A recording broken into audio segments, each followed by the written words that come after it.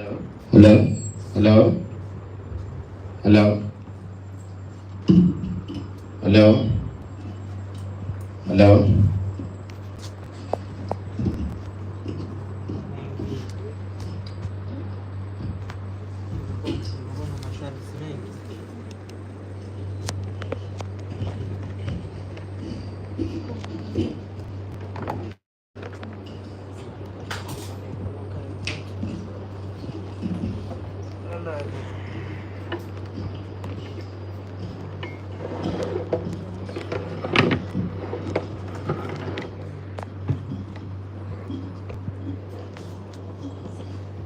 Hello?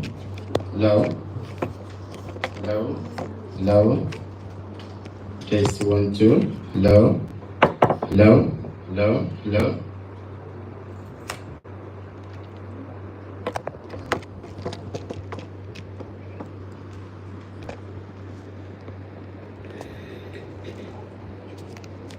Hello? Hello? Hello? 1, 2. Hello? Hello? Hello? Hello? Hello? Hello? Hello? Hello? Hello? Hello? Exactly. Can we check if the YouTube video is coming fine? Like I've sent the link in the group. I sent it in the yesterday or something. So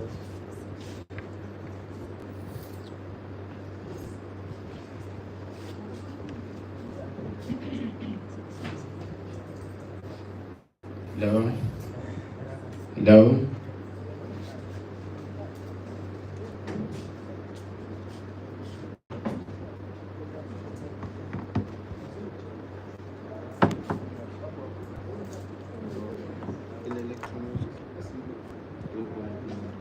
but nataka tukoneke Zoom.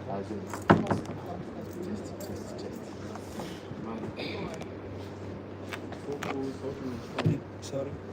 You just shared the link kwenye Zoom. I shared. Please check. Please check if it's coming fine. Mtu kwenye Zoom inakuja vizuri. Sema iko. Naomba nione. Why is it like that? Okay, let me try. Now?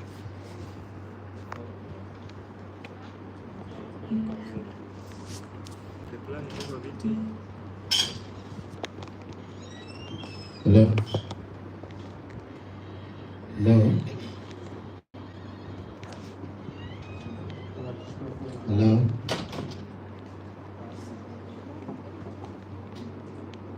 Hello? Hello?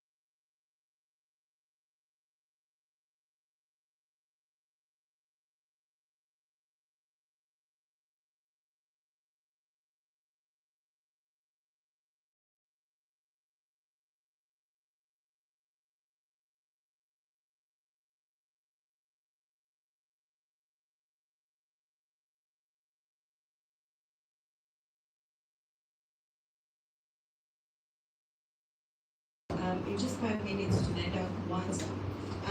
Kuna karatasi kama hii inapita kwenye meza zenu. Kuna ambaye hajapata wala hajaweza kujisajili register. Sawa. Ninapita hakikisha umejisajili. Na kama imejaa usiandike kwa nyuma, nakupa nyingine.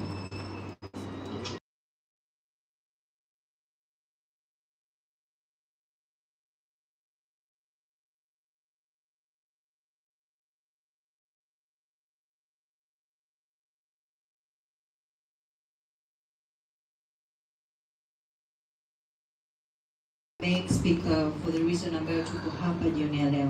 Dr. Beatrice is the acting currently internationalization and convocation officer. Karibu sana Dr. Beatrice.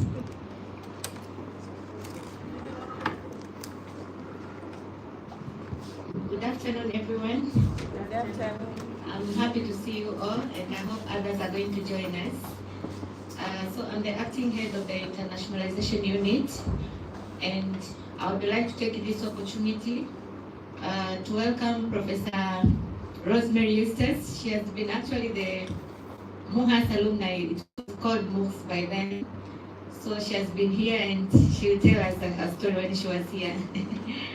Yeah, she's a professor and Carnegie African Diaspora Fellow at State University in US and in the School of Nursing in Ohio, USA. She has been at Wright State University for about 15 years, and she holds a PhD and a Master's in Family Science from Kansas State University, and also a Master's in Community Public Health Nursing. And also, she's a clinical nursing specialist from Wright State University. So I would like to take this opportunity to welcome you and have a talk with us. And how did you make it to US? Yeah, thank you.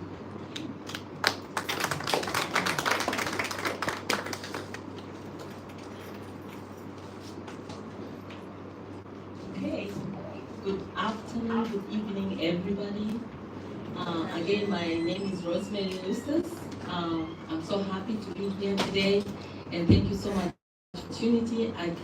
I just want to know the target of, are all of you nurses, or it's just a mixture of students from other disciplines? Nurses? Okay, so I can speak the same language with you.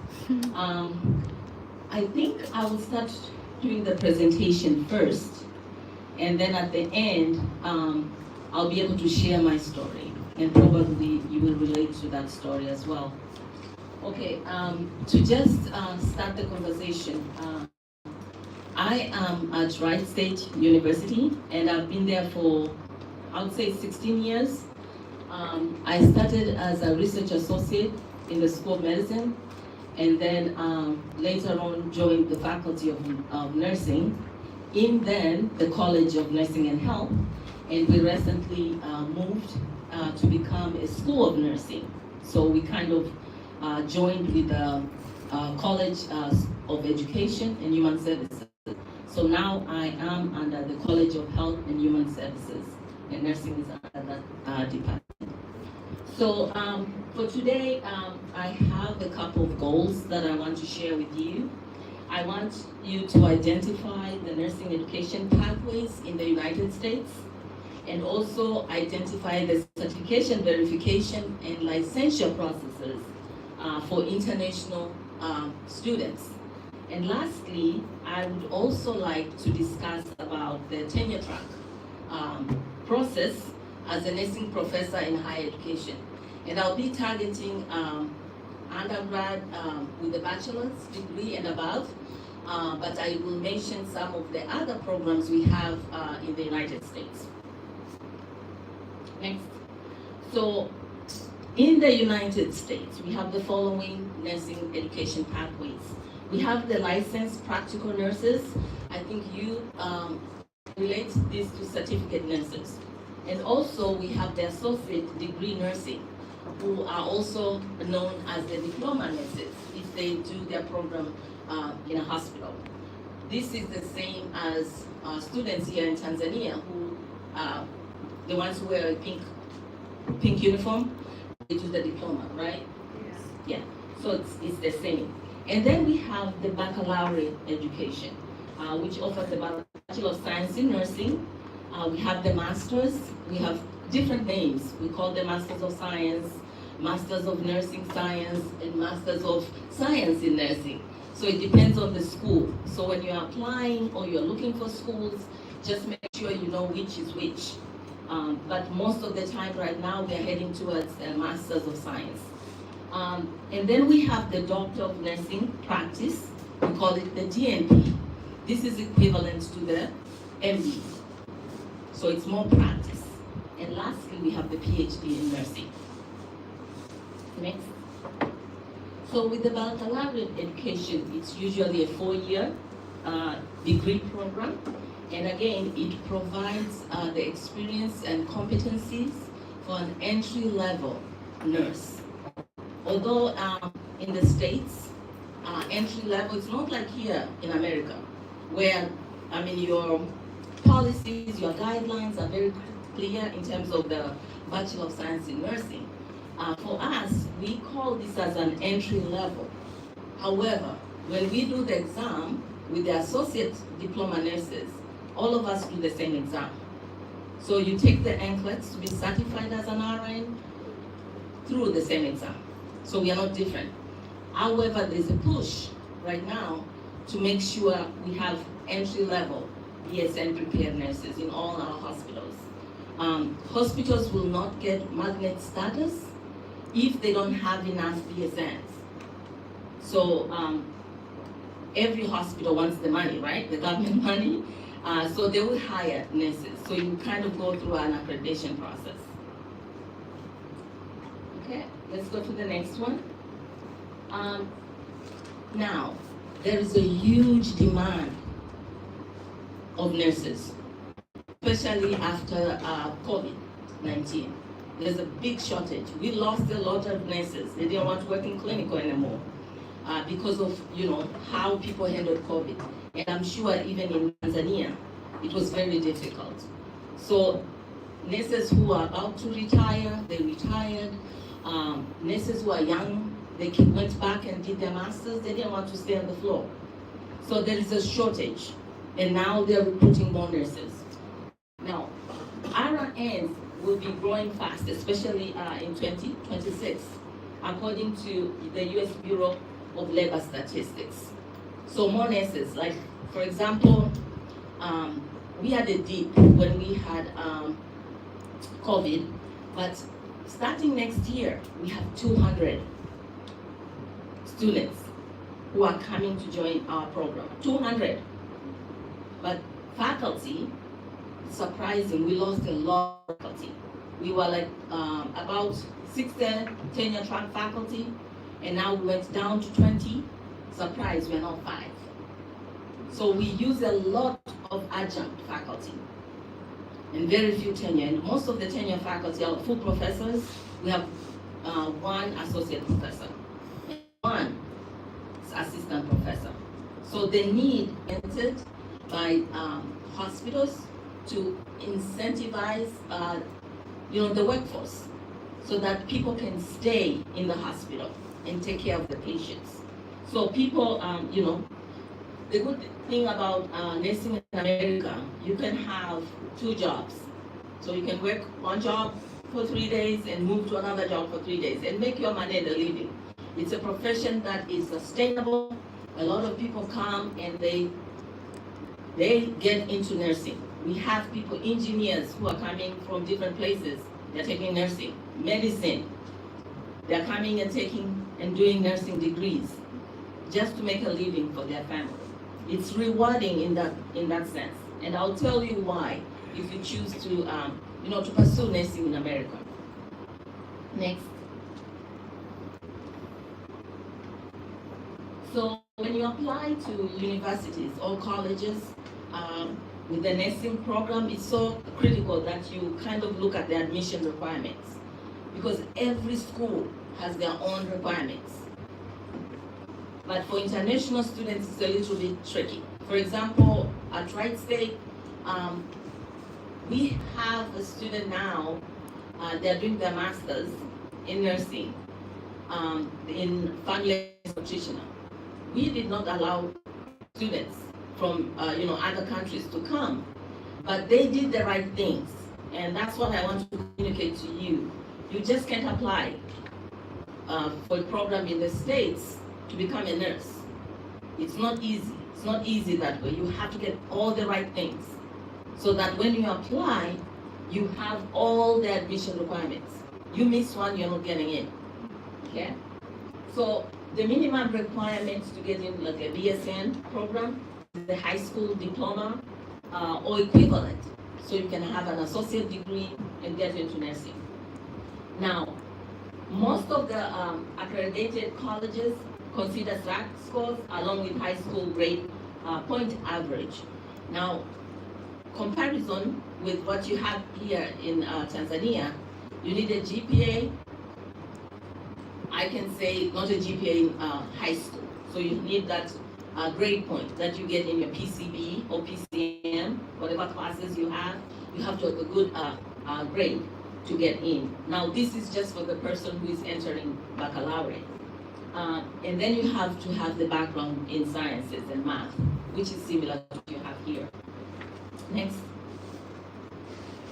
Another thing that you have to look at is accreditation process.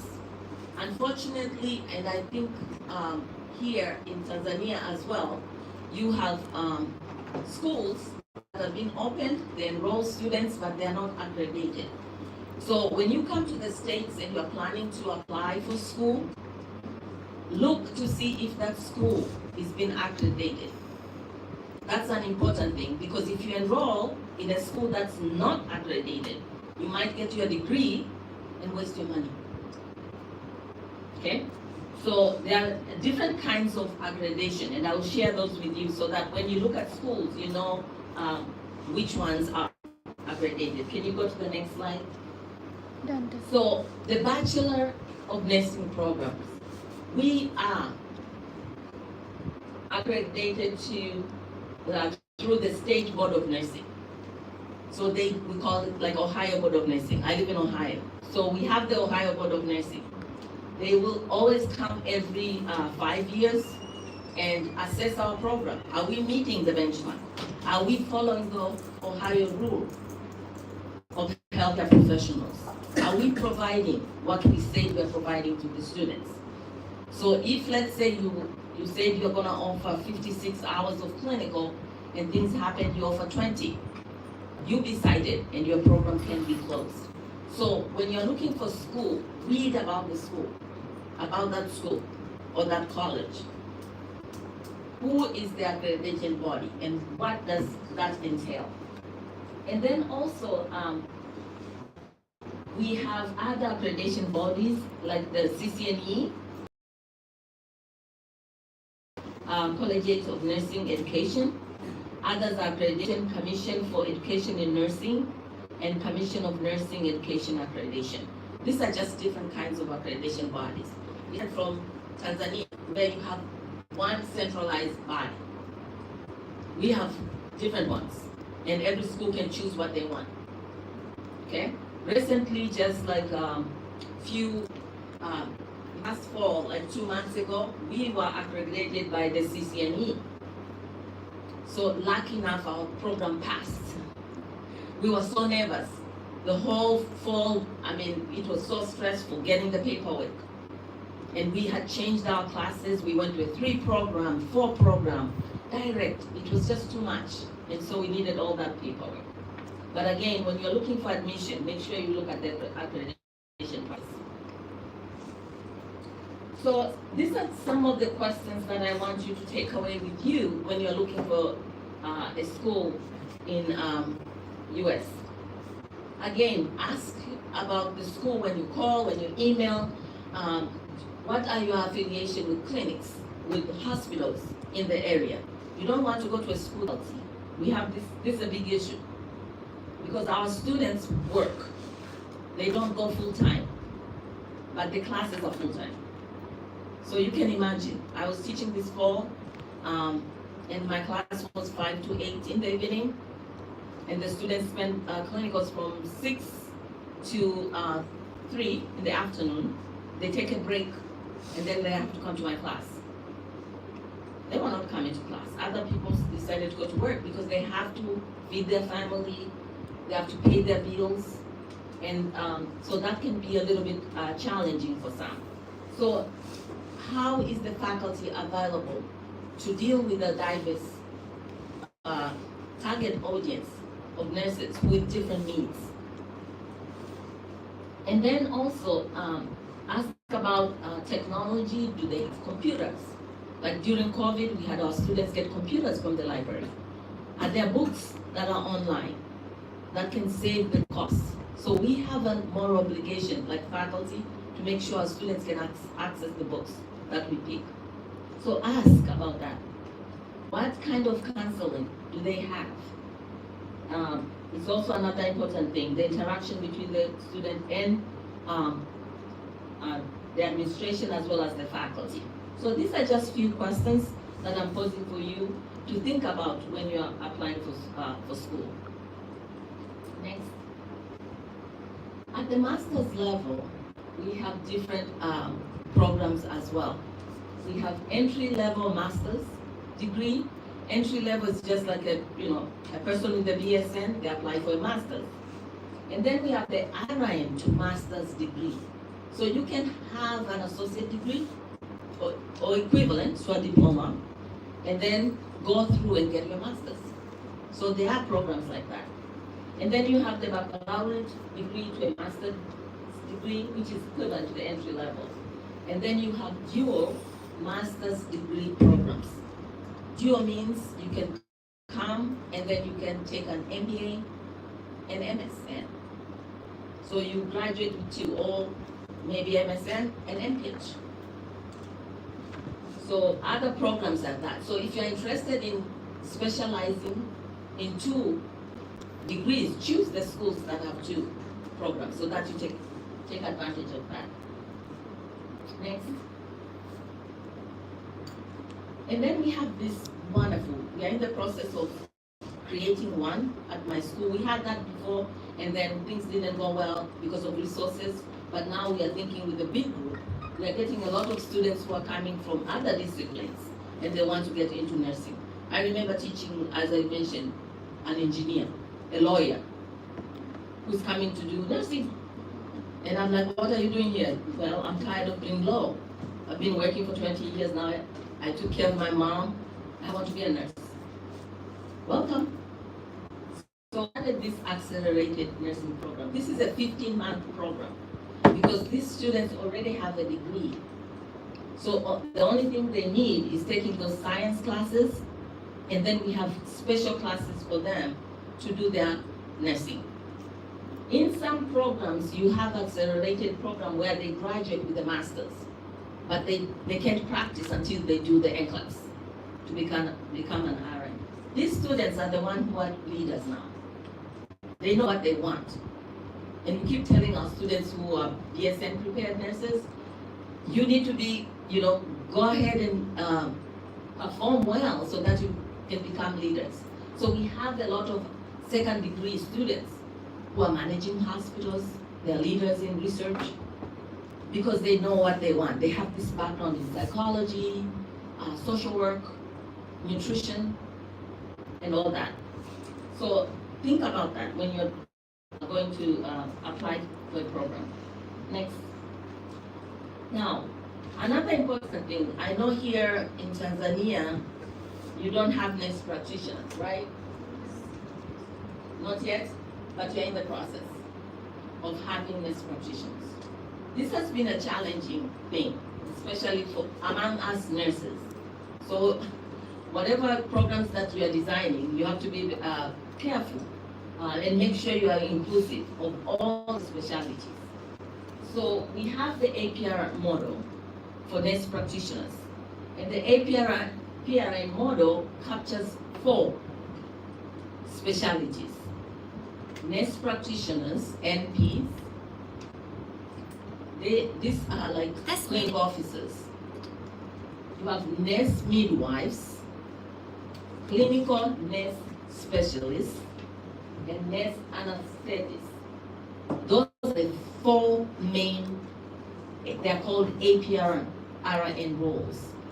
They are practice roles. I am a clinical nurse specialist, but I'm not in that role.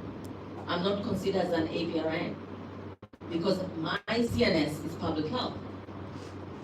So they don't regard that as a clinical because mine is indirect. So you see my certification, it was public health nurse CNS. They wanted me to maintain 25 hours of pharmacology. And I was like, I'm not prescribing. Why should I take 25 hours instead of me adding more credit to my public health? So I kind of gave it up and chose the other one, which is Advanced Public Health Nurse Board Certified. So think about what you want. And then other roles that are not under the APRN role are nurse administration, nurse research scientists, nurse educators, and also a role that they call clinical nurse leaders. So these are people in the units, they kind of look at the evidence, they do a lot of teaching in the hospital. So NPs, clinical nurse specialists can specialize in different areas: oncology, pediatrics, neonatology, obstetric, gynecology, infection control, women's health. So there are a couple of different areas where you can specialize. And this can either be direct or indirect. So when you're choosing a school, ask yourself, am I going to be in clinical? If that's your goal, make sure you're competent in clinical. Okay? If you're choosing a different route, like I want to become an epidemiologist, I want to become an informatics, then choose those indirect roles, because that's what will define who you are. They still have these programs, but they're phasing out. So you see a lot of doctor of philosophy. And then you have practice-focused programs. Doctor of Nursing Practice, DNP. You have the Doctor of Nursing Practice? You just have PhD. Okay, so this is a new role. And it has caused a lot of discussion in America because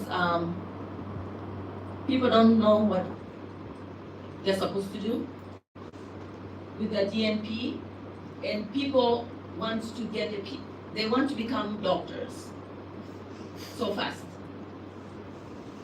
So they don't want the PhD because it's longer and do research, and they choose the DNP, but they mess up the purpose of the DNP. It started with a good intention, and it was to be competent in clinical. So this is a clinically focused degree. Okay? So they help us a lot when it comes to evidence-based practice projects in the clinical practice area. Now, majority of the program with the DNP have those specialties because those are practice roles. So if you go and get a DNP in nursing education, people will be like, are you in the right track? Because are you specializing in clinical? You have to have the clinical, whether it's med-surg, be certified in that area. So the good thing about America that I really like, anybody can start a program and get it through accreditation, and people can enroll. So it's your obligation to say, I'm taking this DNP, what do I want? I want to become a nurse leader and be in clinical, or I want to become a nurse educator. But when you come and apply to our universities, we are interviewing you, we'll ask, okay, what is your specialty? Oh, I'm a nurse educator. In what? So put your portfolio. If you're saying, oh, I am a med-surg nurse, I have this certification, I'm a wound care nurse, or they'll be like, this person will be a good clinician for us. Okay? Next. So these are the programs at Wright State. So we have the pre-licensure, Bachelor of Science in Nursing, which is the biggest one. And then we have different masters in nursing. our biggest one is the family nurse practitioner role. That's big. And then we also have neonatology. And that's just a small program which is linked back to our children's hospital. So it's funded by the hospital. They train their own people. So we have a small cohort. And then we have the mental health nurse practitioner program, which is also one of the big ones. Because we are centered near a military base, so we get a lot of needs from the base where they want to train mental health professionals. And then we have certificates. So you can take one, let's say, sorry, I put my glasses on. You can have, let's say, adult gerontology, which is acute care nurse practitioner. It's like the internist. And you are like, oh, but I want to do a certificate and add on my portfolio and specialize in pediatric nurse practitioner. So they will have you take more classes. And we have certificates for people to kind of add that as a postmaster's certificate. And then we have a doctoral degree. We have a DNP program. And this is managed by, we have like how many DNPs that I know? We have like 2 DNP faculty who are running the program.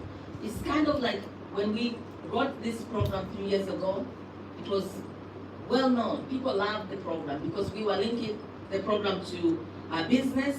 So our students take some classes in business, they take some classes in PH. It was very rich, but unfortunately because of the timing and getting students, it was slow at the beginning. So we don't have a lot of students in it. Now we have like 3 that are going through the DNP program. And unfortunately we kind of graduated 1, and now she has DNP and PhD. But she's teaching for us. So she has both worlds, DNP, PhD. So these are our programs. The only program that accepts international students is, right now, we have an international student in family nurse practitioner. We are changing our admission policies, still in the process, to admit more international students in psych because of clinical. And I'll tell you how you can go around it in terms of not having the right admission, but you need a license. That's the problem with our system.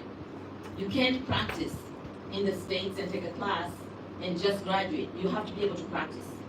So having your nursing license, NCLEX, and getting an RN and then applying will get you into a program.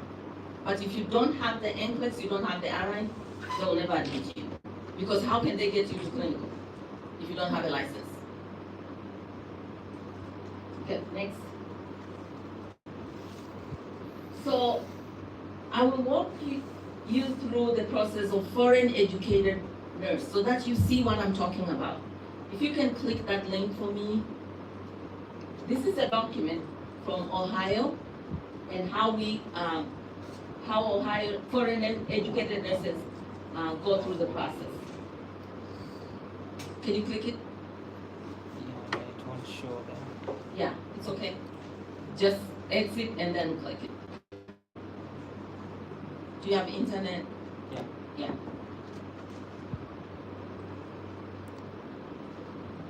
Need to share.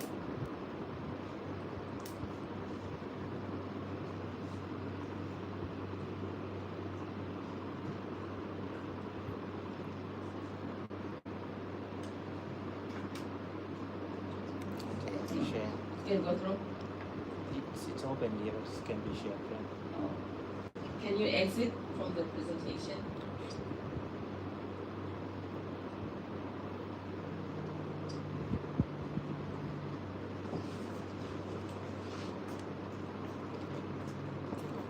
This. So we only share 20, so this is PDF. Okay. Where's the PowerPoint? This one is Can you click the PowerPoint? Oh, can you go? I'll pass it on.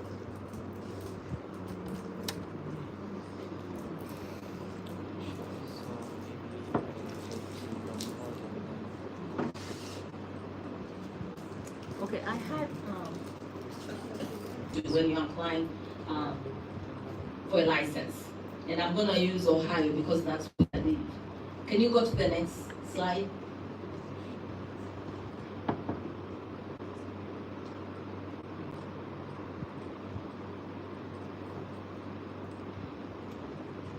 If you want to get yourself, either you're interested in going to get your nursing degree or you're interested in working in the United States, this is your friend.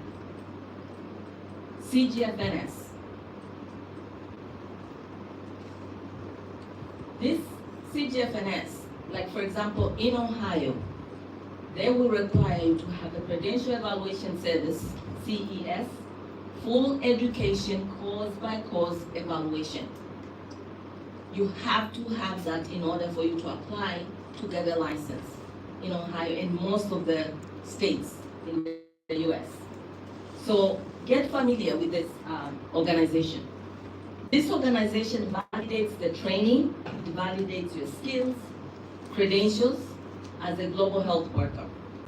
I had to go through, I got my license in Florida, and I had to take my CSS report through Florida State Board. And this was way back in 2003. It was bad then. Things were not straightforward, but now everything is lined up. It's very clear. So I was able to go through it, paperwork, there's a lot of paperwork that you just can't say I want to go to school in the fall and I'll have my CS. It takes maybe a year to plan ahead. So without thinking about this, you're wasting your time. So this is so important. And then next,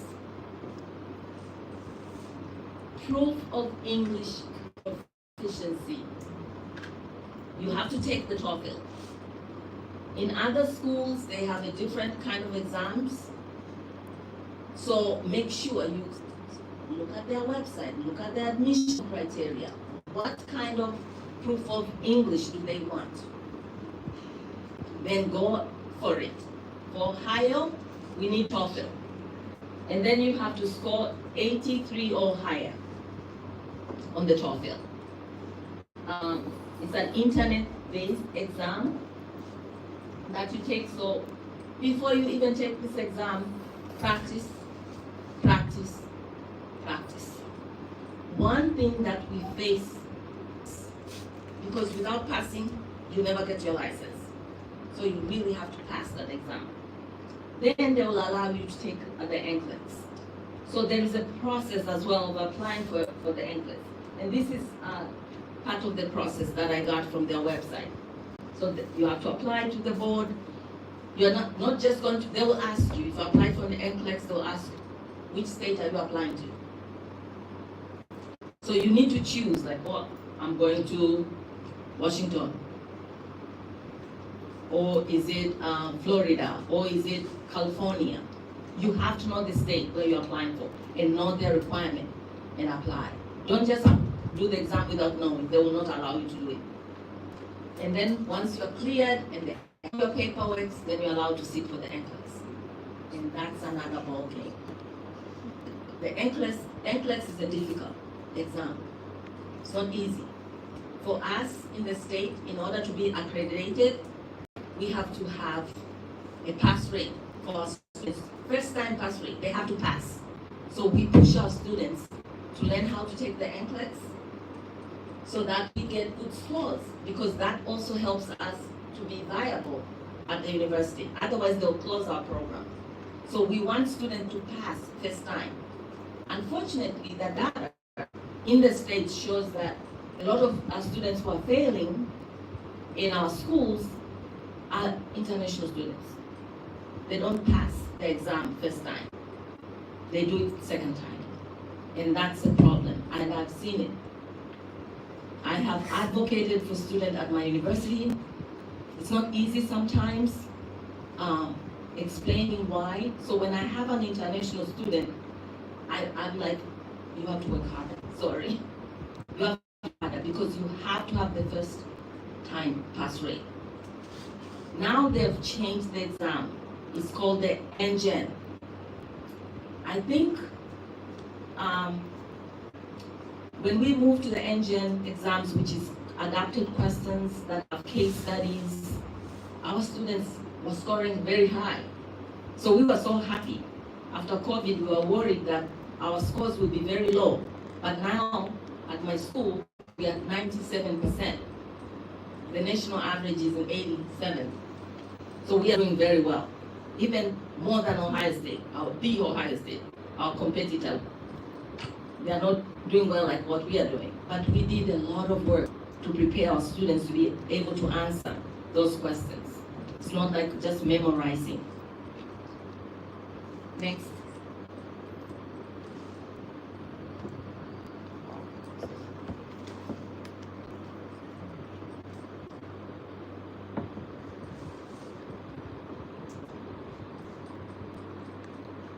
So how many of you have heard about the NCLEX exam? So most of you, almost all of you know about it. Have you taken the NCLEX? You've been practicing it? Okay, there's a couple. How was it? Actually,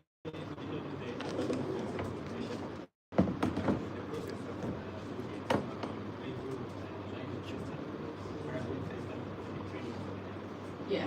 So you're taking training? Which one? Kaplan? taking both Kaplan and Living. Okay, very good. Yeah, practice, practice, practice. Practice, practice, Will make you perfect. will make you perfect. Eustace coming.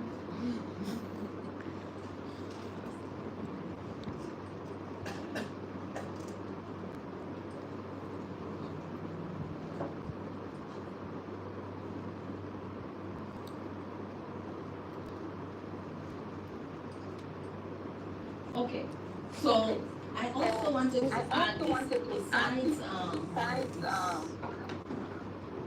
seeking Seeking graduate school graduate school or undergrad, or undergrad or other options as other well options as well in the United in States. the United States.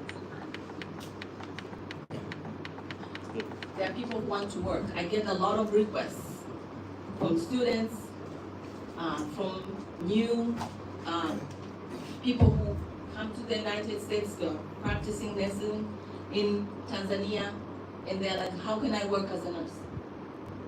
Again, CGFNX has a website, step-by-step process on how you can work as a nurse in the US. First of all, meet the basic requirements, just like the education requirements. The evaluation, so important, the CGFNS, CES evaluation. Pass your NCLEX and find a registered nursing position. You can you can get all your NCLEXs, exam and have your certificate. But if you don't have an employer who will fight for you, you can't work. So you have to also look at employers. Who is an employer out there who is looking for nurses? And what are their requirements? If I sign up with them and they file a working permit for me, how many years do they want me to work for them? Are they going to file a green card for me? If they're saying that they can file a green card for you, you need to be asking yourself, what do I want? Do I want to go to the States and work for few years and then go back to Tanzania, or do I want to stay in the States? So you need to ask yourself those questions. Next. Immigration requirements. There is a registered nurse immigrant visa. And this came about after COVID. Or HB1 visa. It's a working visa. So you can get that one. And you're allowed to work in the States. So again, when you apply for this visa, you have to be screened. So there is another process that was added there with CGFNS, do the visa screening. So apply for that visa screening. And then go through the process of applying for a job. Again, you will need a US-based employer to be able to work under that visa. Next. Another thing is the diversity visa lottery program. This is what I got. I went to the United States because I had the DV. And I'd like to share Tumaini, I always talk about your story. And I think you know Professor Tumaini, right? Mm-hmm. Tumaini was my classmate. All of you know. Yeah. And we have been very close with Tumaini since the first day we joined nursing, right here at MUHAS. We were together, I remember we were very new, and we have continued our relationship, we have worked together, we have done wonderful things together as colleagues. And I remember when I applied for my DV, he's the one who got the letter. And he was like, I have your letter, give me money from the States. And I was like, I thought it was a joke. But I ended up getting a DV. I didn't know what it was. I did apply for it. But later on I figured out this is due. How many of you have applied for a DV? Oh, no luck? Keep putting your application. One day they will pick you up. So please, if you don't know about the DV, apply for it. It's usually when, did you apply this year? Yes. Did you pay for it? Okay, good, it's free. It's free. The only catch, if you mess up on your pictures, the size, small things, they kick you out. But you can apply every time. Every year, continue putting your application. One day, you're lucky, and you get. Once you get the DV, this is a green card. You will work and live in America, and you become, a resident there, no problem at all. But there's very few. They are limited in terms of the place where you come from, like India, China, Nigeria. Those are countries where they're limited. In Tanzania, they're still open. They need more people from Tanzania. So apply now. I don't want to pull you out of Tanzania because you are needed as well. And I hate to say that, but coming from America, it's an opportunity. We are all going to America to find green pastures. And if I can go to America and come back to Tanzania and give back, it's okay. Because it's not for everybody. Okay? But for those who are interested, go for it. Okay? Next. And then, when you get school in the United States, the school asks, do they have this program? Because it's so important that you ask. If they have this program, it will give you an opportunity to work later on. And students love that. After they graduate, they want to work. Like 1 year, practice in America, and then something might come along, either they stay or they come back to their country of origin. Your wife, or if you are married, your wife can come with an F2, non-immigrant visa, if you have an F1. Okay, next. And then there's also migrant pathways for STEM employment in the United States. Nursing is part of STEM because it's a science degree. They are given priority. So if you come in and you have your nursing classes, you have MPH, you have epidemiology, they look at those things. And they can also, you can be eligible for getting a working visa. Okay, so I had that, you can look at it right now, but that's the website. Next. I also wanted to touch base about tenure track and non-tenure track. Since I am in the tenure track position. So in America, if you want to teach, and I encourage more people to come, because I think we have one DNP that I know, I've met her before, who's a nurse. She's doing very well, she's a nurse practitioner. And for PhD, there are a couple of us working in schools, higher education, very few. So if we have more students in nursing who are teaching, it's very nice, just like Nigerians, Kenyans. There's a lot of them in higher ed. So when you choose a path in higher education, think about these roles. Do you want to be in the tenure track pathway or non-tenure track pathway? I know here you have different ones, right? In the state, in most schools, when you choose the tenure track pathway, you start with assistant professor, and then you stay in that role, they give you 6 years. And then you move to associate professor, if you are able, be successful, and you become full professor. That's tenure track. Non-tenure track, we have assistant clinical professor and associate clinical professor. Those are clinical, and we work together. So you see, most of the tenure track faculty are usually teaching the didactic classes. And then the non-tenure track faculty are usually teaching clinicals. So we merge, we work as a team. If there are few, like for us, we have non-tenure who are also teaching classes. I teach clinical in community public health, but right now I'm expected to be a coordinator. And I went through these ranks. I'm now a full professor. And I'll tell you the process. Now, these different pathways vary across institutions. So, especially those non-tenure clinical faculty, they vary. But tenure track is pretty much the same. Let's go to the next slide. If you are in the tenure track pathway, similar to here, we have 3 major areas: teaching, research, service. If you're not good at teaching, you will not be successful.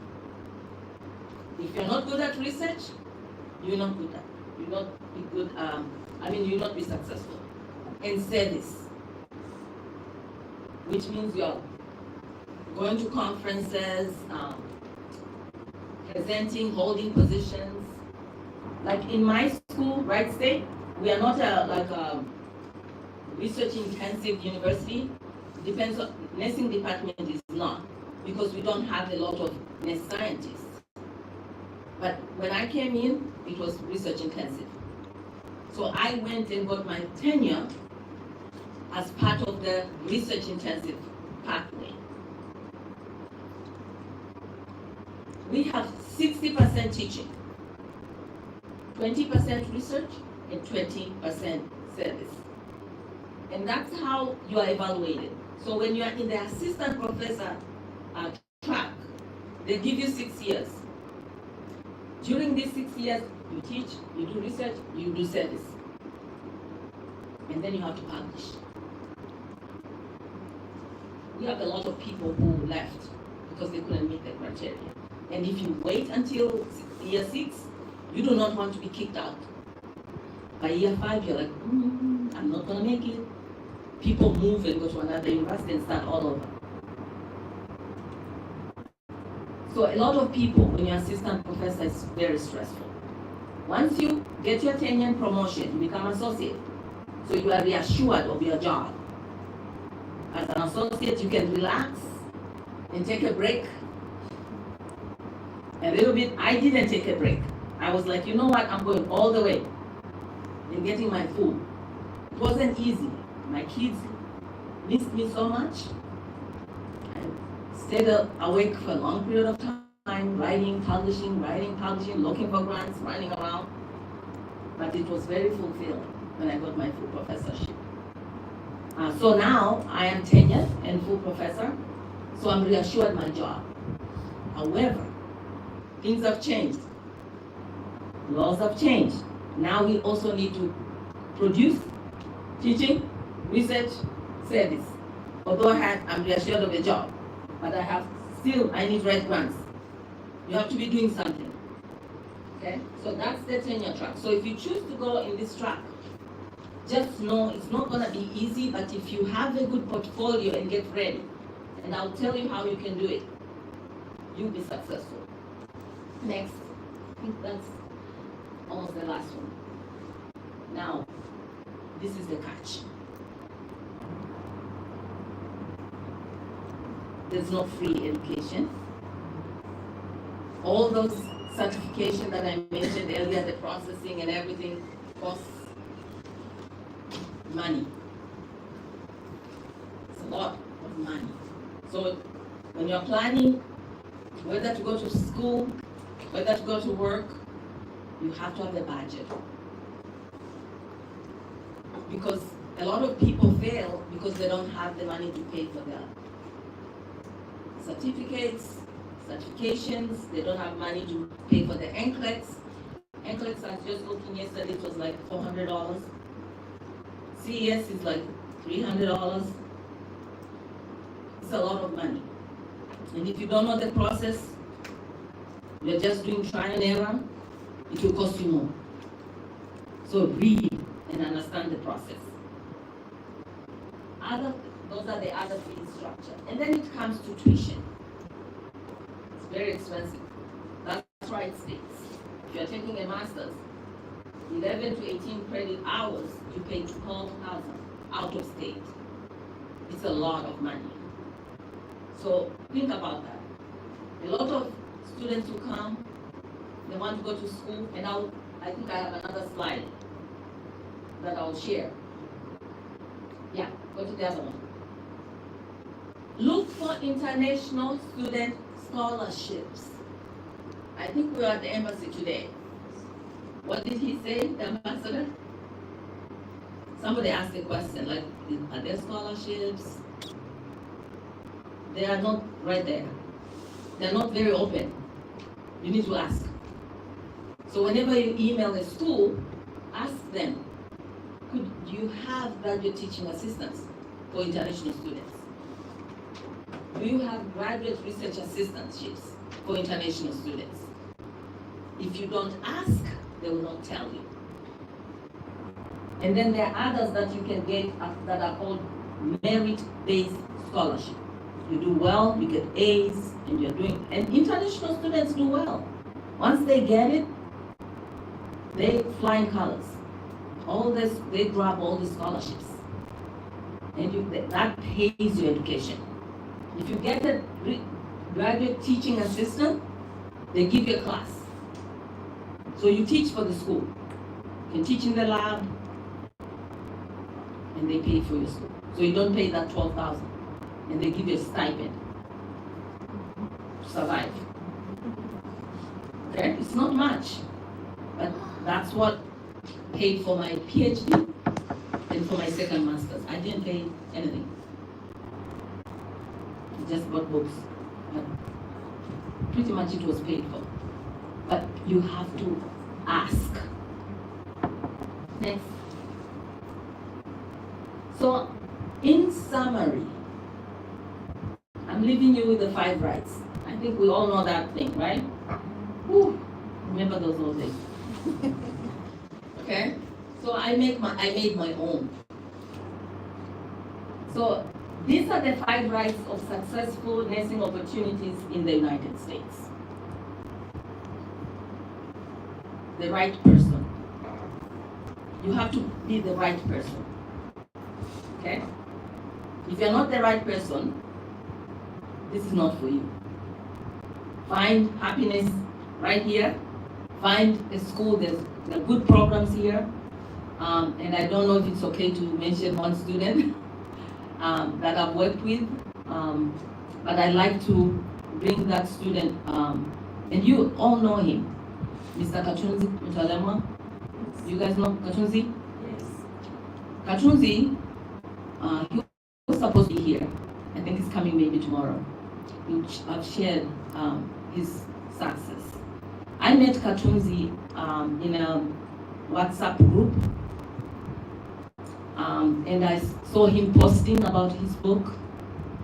I was very curious to see a Tanzanian Bachelor of Science prepared student publishing a book. this is done in, once you are in academia, right? So I reached out to him and I said, tell me more about yourself. I don't know you, but I've met you. Can you tell me more about you? So he kind of explained who he was. He studied at KSMC. He was working with the Doctors Without Borders in Iringa, doing different projects, just as a normal nurse, graduated, confused, like all of us, right? That we don't know what we're doing. We're like, okay, how am I going to be successful in nursing? And I remember telling him, do you have your internship? Do you have your license? He said, not yet. I'm like, go get your internship. So he did go and get his internship. I think at Dodoma, at the hospital. And then he came back and I said, okay, what's your next step? So we kind of brainstormed and he said, I want to go for a master's program. I said, how are you going to go to a master's program? You have to work. He said, I don't know, but I don't know how I can pay for my master's. So I said, Katunzi, I will walk you through the process. The right connections. You have to have the right connections. If you don't, because that's what I was asking. Tell me your connections. Tell me where you worked before. Did you develop connections? Okay. Where do you want to go for your master's? I don't know, any program. I said, go to Muhimbili. It's a good university. And he said, how can I go there? I'm not employed. I just work for private organization. I said, you can go to Muhimbili. Draft a letter. So he wrote a letter. So I took the letter, published the letter. He was funded. So the 2 years he was here, he was funded by connections. Yes. And he did amazing in his program. And I remember I introduced him to Tumaini. We had our research project. We had a little bit of money. We were looking for a research assistant. And I told Tumaini, there's a guy I know, a guy called Katunzi. Can you interview Katunzi? So he interviewed Katunzi and said, oh, I like him. We can recruit him. So we went with him to Mbeya. He did a wonderful job. Ileje. He was amazing. He did a good job. We said, your potential. You can do wonders. So I've been with Katunzi just like a mentor. And I love to do that. I'm giving back. And I'm always telling him, you need to give back too. So we are in the process right now. I'm getting him through applying for school in the US. So be the right person.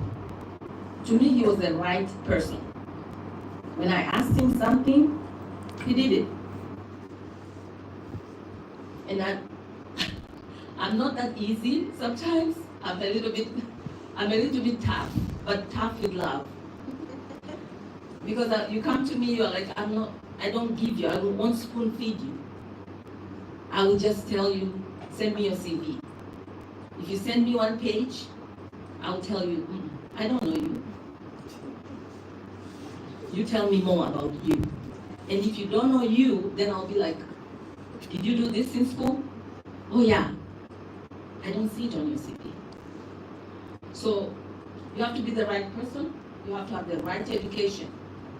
So if you want to apply in school and you don't have the GPA to get in, you'll never get school.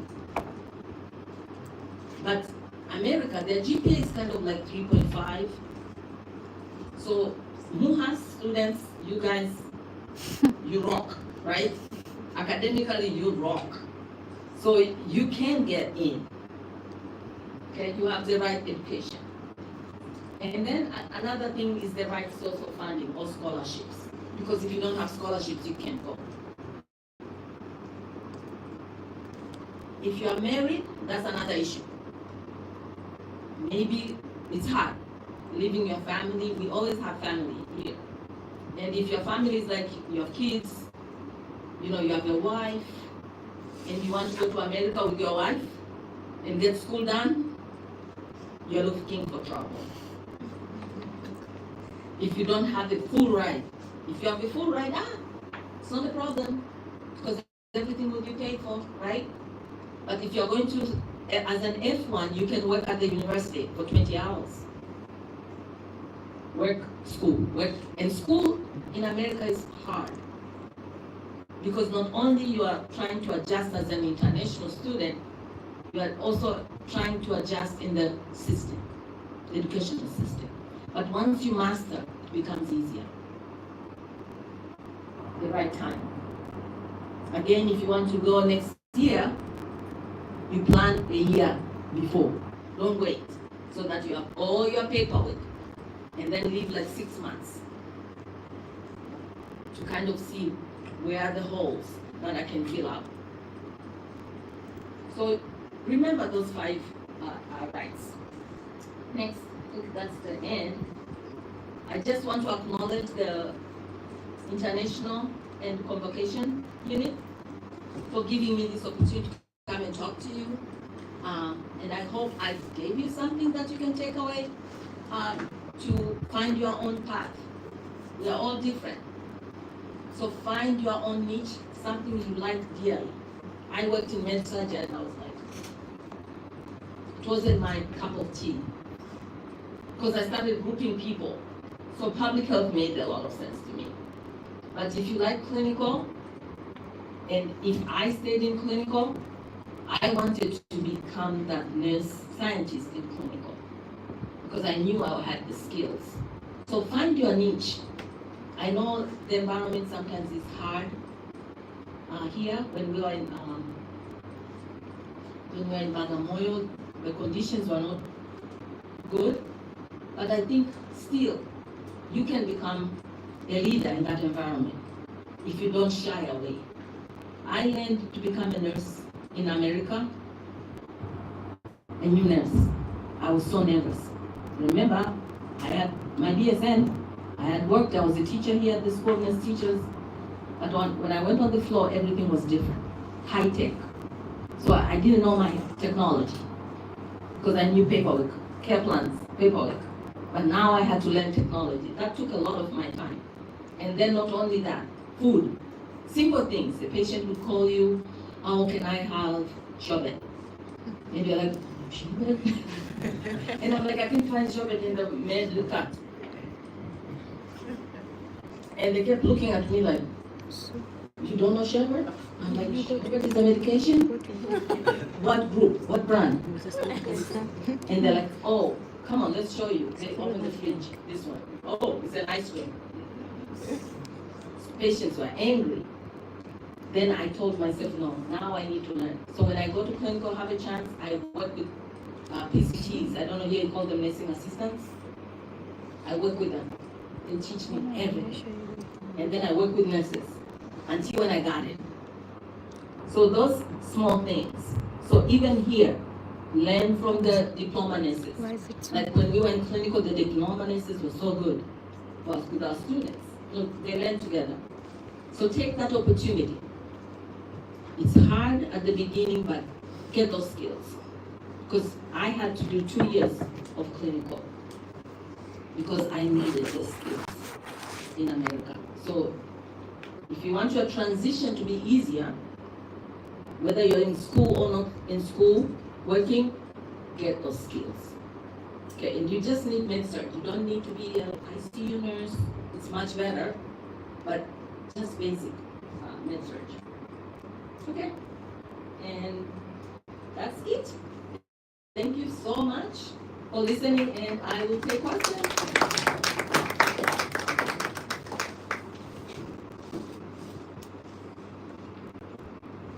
Any questions? Yes.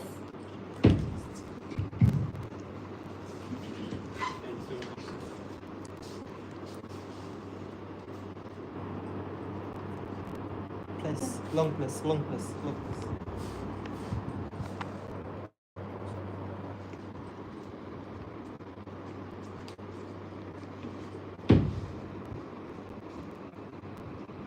Okay, thank you so much. And my name is Nixon Wright. I'm a registered nurse and just for post-internship, so most of us here are in the same track, so we're waiting for our nationalizations. I have been through processes for taking the NCLEX RINE examination and going through a lot. The process was very difficult, and until now, I have some issues that I have not completed, and they require me to have them. I chose State of Oregon Board of Nursing to issue my licensure, and they tried to take me through the processes, and I went through until they gave me the authorization to test. So now I'm qualified to take the examination. One of the things that they have to ask for is they require me to send them the fingerprints. That means the FBI have to recognize me.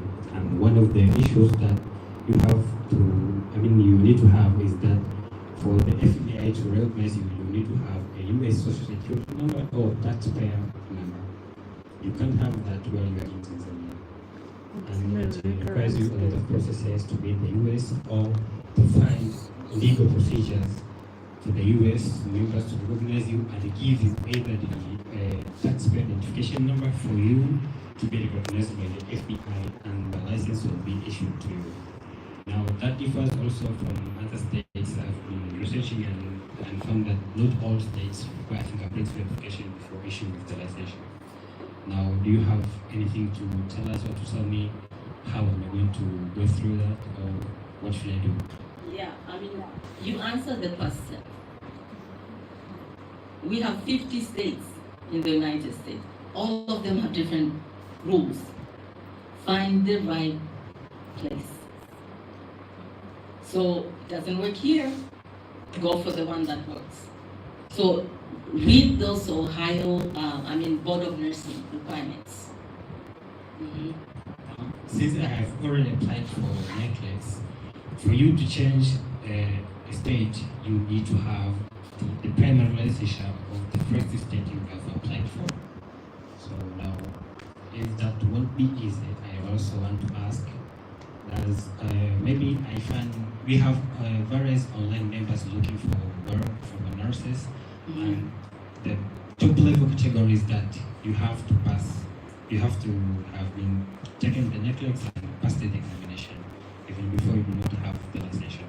Now, I just want to know, will I be eligible to go to the US by being recruited by different recruiters before having the licensure? Is it possible for me to go to the US and then do all other procedures while in the US? If it is US-based, it's a US-based employer, and they're looking for nurses, and they agree that you have the qualifications, they will take you under their wings and say, yeah, we want you to be our employee. They will help you get your NCLEX, the paperwork, all those fingerprintings. They will be responsible for that. And then you can go to the States, but under their guidance. What I'm hearing from you, you don't have a US-based employer yet, right? And that's why you're having trouble, because US-based employers use lawyers, unless you have a lawyer. And that will be like it will be a problem. So if you can just email me, and I kind of like go through and look, because I think you can switch states. I believe so. I just need to confirm that. But it will cost you money. That's the thing. Thank you for listening to my question and answering. And my aim, please be given the opportunity to say why I'm here. I also came here to look for friends who are just going through the process of NCLEX, so that we can go together and all others who are preparing for the examination, because I'm all alone and taking the processes all alone. So if we are interested, we can go together, we can have the studies together so that we can pass the examination. So reach out to him. Good job. Keep doing it. Yeah. Any other questions? Don't feel shy. Ongea ni tu, ulizeni swali lolote. Kupumzika wanaongea Kiswahili. Wanaongea Kiswahili. My name is Fiona Kinano. And I'm working in hospital. My question is, all states require CGFNS verification, or if some states they don't want CGFNS verification, maybe which is the simple way to go through it? Most of them require CGFNS. Yeah. So when I did mine, CGFNS, it made life easier. It took me a while because then, it was a long time ago, the mailbox, I had to get my paper, they had to fill my paperwork. It was really hard. But now everything is electronic. You just send your forms, it's easier. So if you're doing it, go to CGFNS. Now again, I'm going back to remind you, it depends on the state. It's so important, that's why I wanted to show you the Ohio, but if you can pull that document, type in whatever board of nursing where you want to practice, and then look at their requirements. They will tell you step by step. And most of them have CGFNS. Recently, I was researching about the Montana Board of Nursing,